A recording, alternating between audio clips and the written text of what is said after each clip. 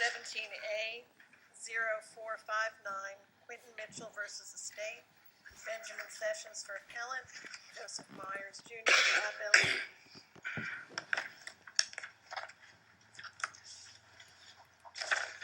And again, I'll just remind you, I'm sure you were here this morning probably, but 20 minutes to the side.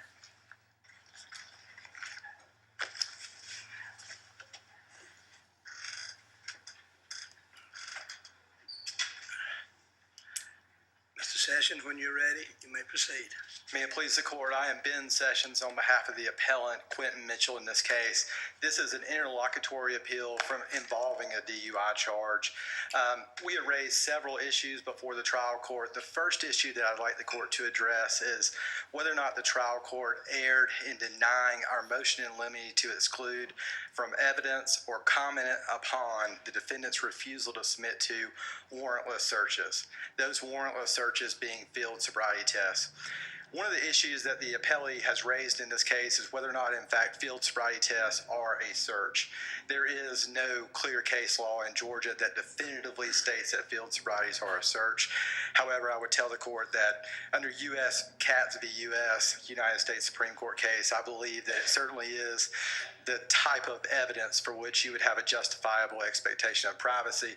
And there are numerous out-of-state cases that hold that, in fact, field sobriety tests are a search. What is actually being searched in that search?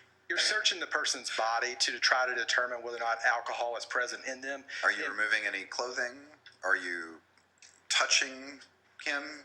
You're simply observing externally what any person walking down the street can observe, right? But you were, no sir, not with regard to the horizontal gaze nystagmus test. With regard to the horizontal gaze nystagmus test in particular, you are taking a nystagmus and you're trying to observe something that would not be observable to a layperson who is simply looking at a person during the course of the stop. So you are observing evidence during the course of the horizontal gaze that would not be discernible to you if you were simply looking at a person. What about with respect to the rest of the sobriety test? I believe that the way that the tests are administered, it's not like let's say, for example, the walk and turn test, in which you have a person staying in the heel to toe position while they're actually listening to the instructions that the officer gives them. They didn't have them walk in an abnormal manner, that is 9 steps heel to toe out on a straight line. They're observing whether or not they're using their arms for balance, whether or not they're missing heel to toe. You're then instructed to leave your front foot planted, take a series of small steps around your front foot, then walk back down the straight line. So you're not performing normal tasks in a normal way. That's the nature of field sobriety, is to break up what would be a normal performance of tasks for a person. How's that different from just talking to a police officer, say, during a Terry stop? It's different because they're trying to obtain evidence that would not be evident to you if you were just talking to them. You're disclosing something that you would otherwise, that the police would not otherwise be authorized to see. Oh, the police would not otherwise be authorized to whatever you're thinking. And I'm not sure that would not be a search as well. Those statements in the context of the statements that you're giving to the police officer might actually be a search under certain instances. Sitting down and undergoing an interrogation under the Fourth Amendment might actually be a search for those purposes as well. When you say search, you're talking about a third-tier probable cause search or a second-tier investigatory stop, which allows some search? Second-tier investigatory. Absolutely. So in the second tier, the officer can frisk the defendant for safety and guns, but can't ask the defendant to stand on one foot? He can ask the defendant to, if he has reasonable articulable suspicion, to expand the scope of the stop beyond that initial purpose. He can ask the defendant to submit to those field sobrieties. Those are obviously voluntary tests that a person may or may not submit to, which is the second issue that we'll address, is whether or not he was in fact in custody. But you're putting this under the second tier category. It is a search in the second tier, I believe, Your Honor. It's not clear that a second tier is a Fourth Amendment search at all. Your Honor, I would point you to First, State versus Superior Court, which is an Arizona case, the Arizona Supreme Court, 149 Arizona 269. It's a 1986 case. I would point you to Ackerman versus State, 774 Northeastern 2nd, 970. Were these cases cited in your briefing? They are not. In response to the state's brief, I need to submit a supplemental that I'll identify all of these out-of-state authorities for the court. I will do that following the argument. Well, I'll give you 5 days to do that, and the other side 5 days to respond if you would like. Yes, Your Honor. I would also point the court to State versus Nagel. It is at 320 Oregon 24, 1994. And then obviously the broader proposition under Katz versus U.S. So if the court believes, as I do, that they are in fact a search, then our case law from this court under Miley says that the state cannot comment upon a defendant's refusal to submit to a search, that is improper comment upon the defendant's exercise of a constitutional right to insist upon a warrant for the purposes of that search. The Court of Appeals has actually agreed with that proposition in several cases, in Gardner and in Mackey. But in the case Long versus State, which the court pointed us to look at, in Long in Head Notes 5 and 6, they address this issue, but they address it very, very superficially. They don't actually go through and do any analysis whatsoever of Mackey. They don't do any analysis whatsoever of Gardner, and they don't address whatsoever Miley, which is this court's case. Isn't the real issue, though, here one of custody? I mean, we don't implicate self-incrimination issues at all if the individual is not in custody, which also goes to your other enumeration concerning Miranda. That issue does not involve the person being in custody. Remember, our Fourth Amendment rights and whether or not you can invoke your Fourth Amendment right to refuse to consent to that warrantless search attaches to you pre or post arrest. So the Court of Appeals analysis in Long.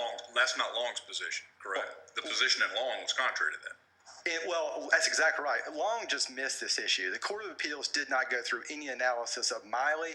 They did not go through any analysis of Mackey or Gardner.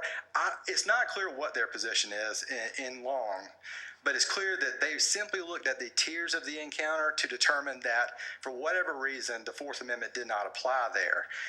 And it's not, they didn't go through any of that sort of reasoning.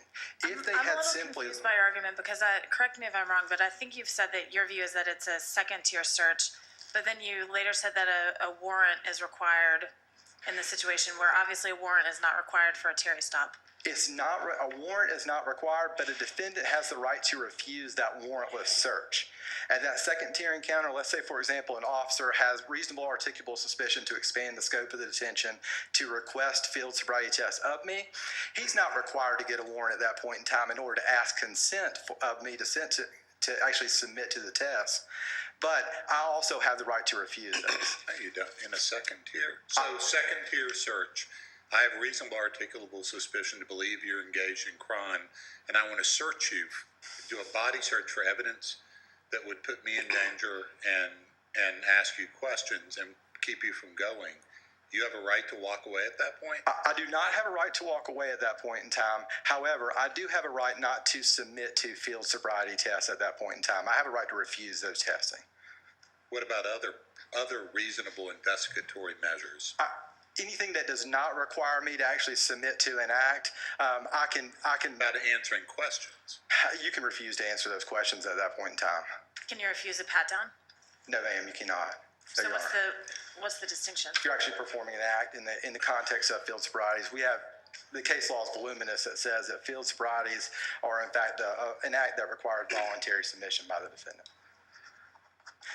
So in moving through that, if the court were to look at Head Notes 5 and 6 of Long, you would see that the Court of Appeals just simply, it was very superficial treatment of it. They looked at the tiers of the encounter, but the tiers of encounter in terms of looking at whether or not the defendant is in custody does not control this issue in any way, shape, or form. So if you looked at the case that they cited there, Oliver again goes through the tiers of encounter, but it doesn't address Mackey. It doesn't address Miley, and it doesn't address Gardner, and those are in fact the controlling cases that determine whether or not the state can introduce evidence of and comment upon a defendant's refusal to consent to a warrantless search. That's the controlling cases on this issue.